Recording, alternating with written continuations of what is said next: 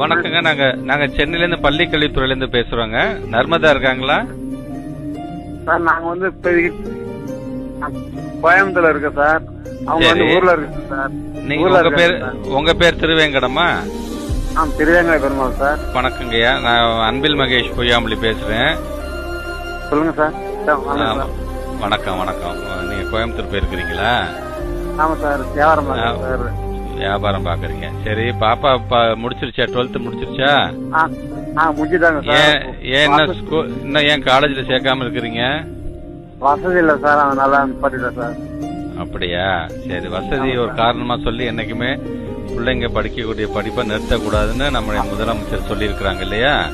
அதனால உங்களுக்கு என்ன தேவை என்னங்கறத ஒரு மனுவா எழுதி அங்க லோக்கல் இருக்க நம்முடைய கலெக்டர் ஆபீஸ்ல நீங்க கொடுக்கணும். நீங்க கொடுத்தீங்கன்னா அவர் என்ன படிக்கணும்னு ஆசைப்படுறாரோ அதை படிக்க வைக்க வேண்டியது அரசாங்கத்தோட கடமை. அது நீங்க இந்த புதுமை பெண் திட்டத்தெல்லாம் கேள்விப்பட்டிருக்கீங்களா?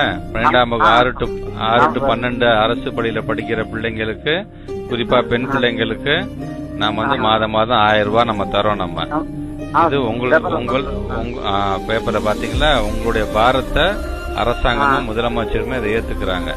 அதனால நீங்க அதெல்லாம் இந்த பிள்ளை என்ன படிக்கணும்னு ஆசைப்படுது, எந்த கல்லூரியில படிக்கணும்னு ஆசைப்படுங்கிறத குறிப்பெடுத்துக்கிட்டு அது ஒரு மனுவா நீங்க லோக்கல் இருக்க கலெக்டர் ஆபீஸ்ல கொடுக்கணும். நீங்க கொடுக்கும்போது நாங்க ஆமா கொடுத்துட்டு அந்த பிள்ளைங்களுக்கு என்ன படிக்க வைக்கணுமோ அதை படிக்க வைக்கணும். எங்களுடைய கடமை, அது எங்களுடைய பொறுப்பு. அது சரியா?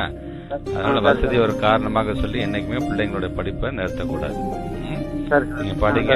நான் நாளைக்கு நான் திருச்சி வந்துடுவேன். நானு உங்க நம்பரை நான் நோட் பண்ணிக்கிறேன். நானு கலெக்டர் நான் பேச சொல்றேன். சரியா? பிள்ளைங்களை படிக்க வைங்க. அதுதான் நம்ம அவங்களுக்கு கொடுக்க மிகப்பெரிய சொத்து. சரியா? நன்றிங்க நன்றிங்க நன்றி.